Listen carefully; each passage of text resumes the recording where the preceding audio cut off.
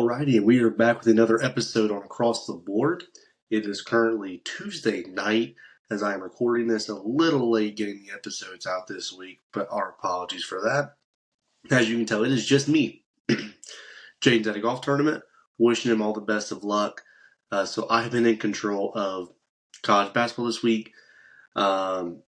Big week in college basketball, and a big week coming up as well. So lots to focus on there.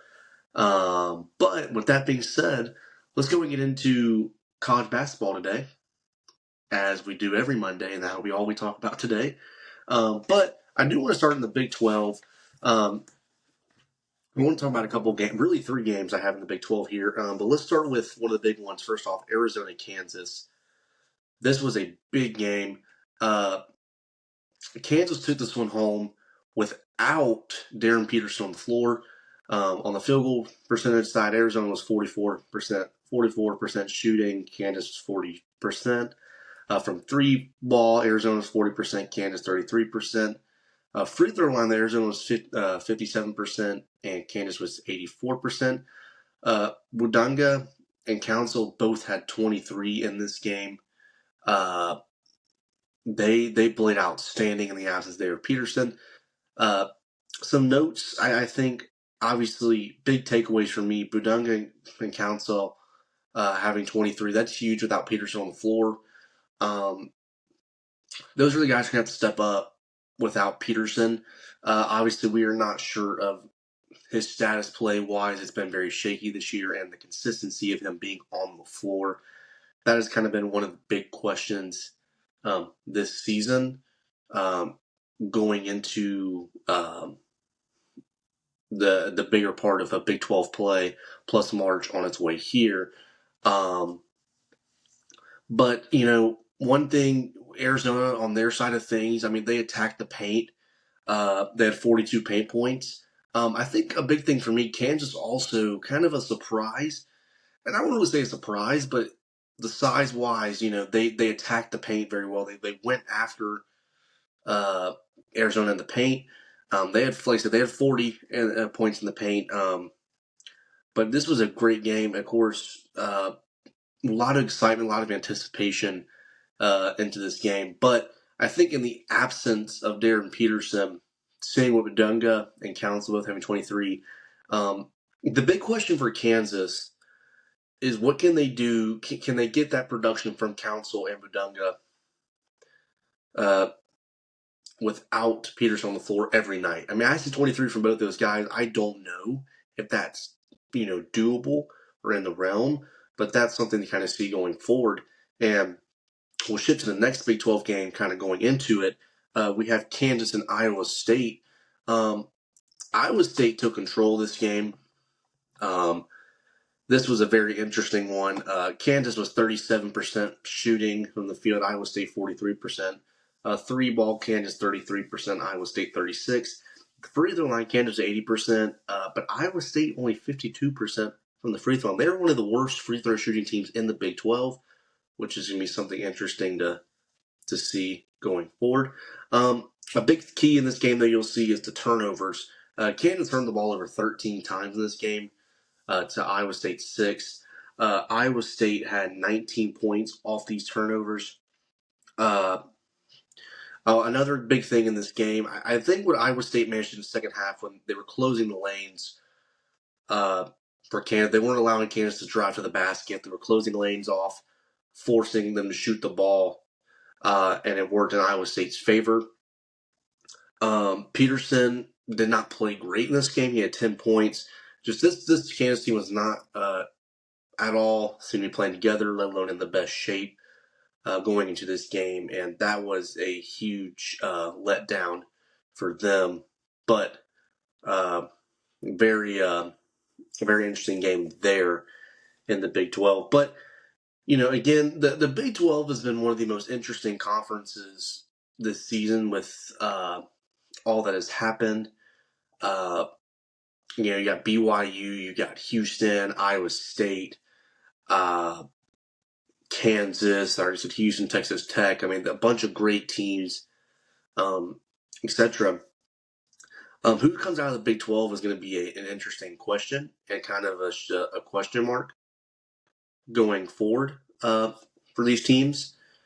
Um, but speaking of the Big 12, let's continue with another one. Texas Tech and Arizona. This was a dogfight. It was very ugly at the very beginning of this game. Not a lot of shots were being made.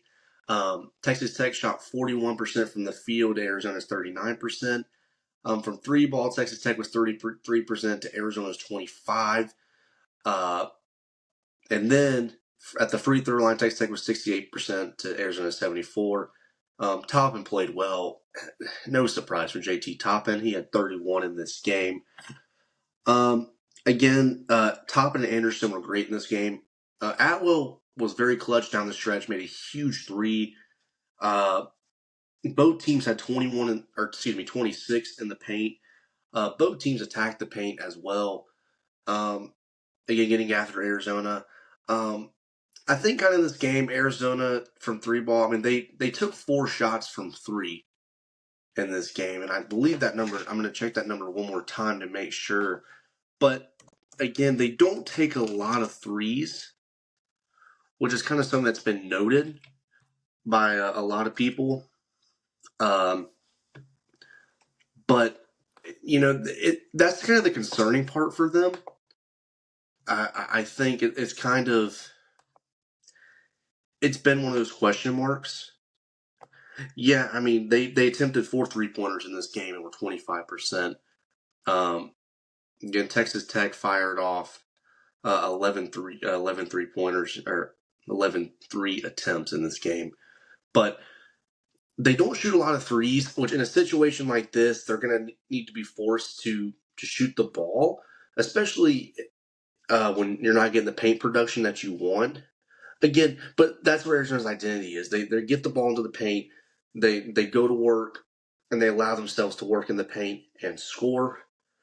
That's kind of their bread and butter for this teams, for that team especially. So that's kind of where you'll see their strength going forward of Arizona. And so it's kind of interesting to see how they've been playing of late, and very interesting to keep up with going forward, and kind of how they respond, especially with 2 back-to-back losses, and the schedule gets tough for them going forward. We'll go ahead and mention some other games. I want to go to North Carolina, Miami. I think tonight especially, it all adds up very well to what's going on here. Because in this game, Miami's been such an interesting team in the ACC. They've kind of been lingering. I believe right now they're 8-3 in conference play. They're playing great basketball. But in this game, Miami took over in the paint. They had 46 points in the paint to UNC's 28, which was absurd because that's where UNC's bread and butter is. They get in the paint. They allow for that stuff to happen. They allow themselves to control the paint and score points there. Again, I mean, they forced UNC to shoot the ball, and they did not shoot it well. I mean, they were 39% from the field in this game. Miami shot 46% from the field. They were 29% from three to Miami's 43%. So not great three-point shooting in this game. Free throw-wise, North Carolina 80%, Miami 60%. Miami, again, won the glass. They beat UNC off the glass, and again, that was a huge factor in this game. We'll mention a couple more games here. We're not really in depth, but kind of go through these games and then go with stress meter, and we'll also go with schedule for the week. So, a couple more games here. Purdue, Nebraska, just a note here. I mean, this was a crazy game. Purdue was up 22 with 18:56 left in this game, and they have not answered the call. I mean, they haven't been playing great of late, and they've been one of those interesting teams. And for me, tonight they got beat by Michigan, which obviously won't be covered, so we'll cover next week. But they've been such an interesting team. They haven't been playing great, and it's kind of concerning. You don't want to get too picky, and you try not to get picky because in conference play, things are going to happen, and I think that's one of the toughest parts. I think as fans, you want to get picky about all these games. Like, for example, like Michigan State, when they went to overtime with Rutgers, like Rutgers are not a great team in the Big Ten, but, we were all, at least me, or not all, really just me, I was like, well, this is bad. Not looking great. But when it comes to conference play, things are going to go the way they are. However, offensively, they weren't scoring in those games. This game, they were up huge and then allowed Nebraska to come back, which Nebraska is a great team. Don't get me wrong. They're a great team, but they allowed for them to kind of get back into this game. And then a sad ending. Nebraska player, when they go to inbound the ball, down 3, slips and loses the ball. It was a turnover, and it was a heartbreaker. Heartbreaker for the Cornhuskers. A few more games here. I wanted to intertwine. Clemson lost twice this week. They lost to Virginia Tech. Virginia Tech shot the ball really well. Virginia Tech was 52% from the field and 52% from three land. They just played outstanding. And then they played Duke. Again, they really did not have a chance in this game. They only shot 25% from three and 35% from the field. But no concern there. ACC plays tough. I think they'll be just fine going forward there. Couple more game notes I have here. Santa Clara and Gonzaga. Gonzaga now has full control of the WCC. However, here, I believe Huff has been gone for the season. I'm going to make sure 100% that is correct before I say that out loud. All right, so yeah, Braden Huff. So right now it's been kind of shaky. It seemed like he would be out for the season, but we'll see. We'll see what happens. Like a bunch of reports, some say 4 to 8 weeks. He's sidelined until March. They haven't ruled out a return, though, so we'll see if he comes back. But that's a huge loss for Gonzaga. Braden Huff is a huge player for them. They get a big win against a conference rival and Santa Clara. Florida, they're back on the radar. They've been playing great in conference. They're doing a bunch of great things there. They beat Kentucky. They got a huge win. They just beat South Carolina tonight, which we'll get into next week. But they're playing great basketball. Again, can they be a national title team has been kind of the question from fans and everyone is can they be that title contending team? Again, the guard play has got to be there if they want to win and go back to back. So that's just a huge factor for them wanting to get back into this. And with that being said, we're going to go into stress meter here. Jake made me a list, so I'm going to cover the list and give my thoughts here. We only got 2 teams we're going to do. It's 2 teams he gave me.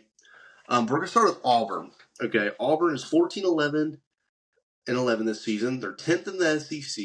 They've lost their last 4 to Tennessee, Alabama, Vandy, and Arkansas. So this is where when he made this on Sunday, they were an 8 seed. I've seen them in a 9 seed in some brackets. I've also seen them in an 11 seed. This is very interesting for Auburn. This is tough, man. This is tough. Auburn's such an interesting team because they could very well. This is tough because here's the problem with Auburn. They need to have clutch better shooting. They need to be better shooting the basketball first off. And then secondly, they're not winning the rebound battle by large enough amounts to give them the best chance to win games. That they've struggled there. It's so interesting because if they drop a couple more, can you take a 13-loss SEC team? Maybe. That's stuff the conference is. I'm a little concerned for them. I'm going to say an 8 with 11 losses in SEC play, uh, or not SEC play, 11 losses, 14-11 on the season. They're going to have to finish strong. I don't know. They're just in a very tough spot, but I'm very concerned for this team right now. They're going to need to have a strong finish to solidify themselves as a tournament team. Next, we have Arizona. They lost their last two. They've had their struggles, but again, I'm going to say maybe a 2. I think they're still a title team. I think they're going to have to be forced to shoot the ball though to win some games. But again, they're dominant in the paint. They're gonna get their points in the paint. They're in a tough part of their schedule, but I think they'll be okay going forward. So no concerns for me for them. And so they're 2. Auburn is an 8 for me. Arizona is a 2. Now we're gonna go schedule. I did already post the schedule out for the actual week itself, but if you didn't go check it out, I'll go ahead and say it here again. So Monday, which was yesterday, just passed, you have Houston and Iowa State. Tonight, you have Michigan, Purdue, Villanova, Xavier, UNC and NC State, Louisville, SMU, TCU, UCF, UCLA, Michigan State, and Nebraska at Iowa. Tomorrow night, you have Arkansas, Alabama, BYU, Arizona, Kansas, and Oklahoma State. So that'll be a couple good games there. Friday, VCU at St. Louis, Indiana at Purdue. Going to be good games there. And on Saturday, you have Miami at Virginia, Tennessee at Vandy, Arizona at Houston, UConn at Villanova, Michigan at Duke, Illinois, UCLA, Iowa State at BYU. Then, on Sunday, you got Ohio State, Michigan State, and then Iowa at Wisconsin. And then on Monday, the 23rd, you have Louisville at North Carolina, Houston at Kansas. That's going to be a great game. And then, sicko schedule. On Tuesday, you have CMU at UT Martin. Then on Wednesday, you have ETSU at Furman. That's going to be a rivalry game. A little background on CMU also at UT Martin. They're second. It's the second place versus the first place in the OVC. CMU won the last match of 66-50, so that'll be a huge game there. ETSU at Furman, it's a rivalry game. ETSU is first at SoCon. Furman is fourth, and they're 3 games back. ETSU won the last meeting, 75-71. North Dakota State, South Dakota State, I mean, it's a rivalry game, so it's obviously going to be on this list.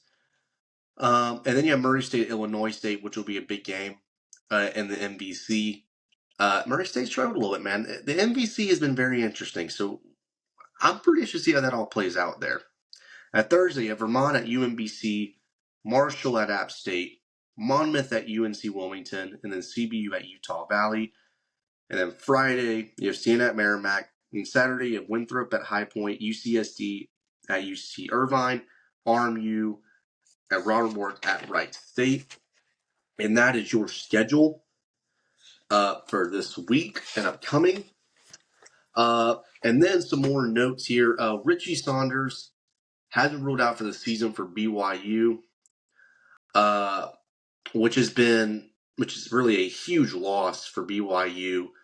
Him and Demance have been a huge part to their success this season. So, that's a huge loss, and we got to see what BYU will be able to do without Saunders on the floor. And then I think kind of wanted to kind of touch up on an incident that happened. Providence at St. John. 7 total players were ejected in that game.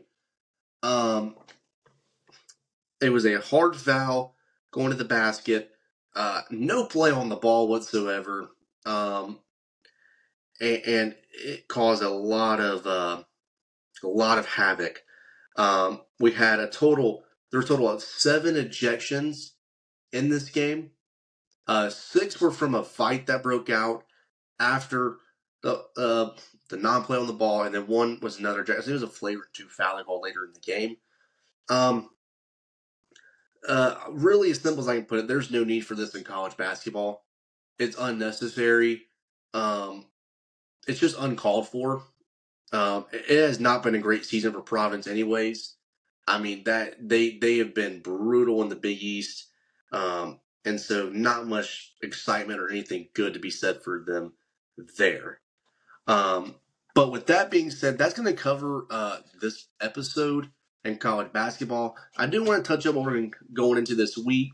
First of all, Colin Morikawa got his first win since October of 2023. Humongous win for him. I mean, we're going to obviously talk about that tomorrow. I mean, huge on his end. I'm very happy for him. I mean, it was much needed. Great week for him. Genesis Invitational, another signature event coming up.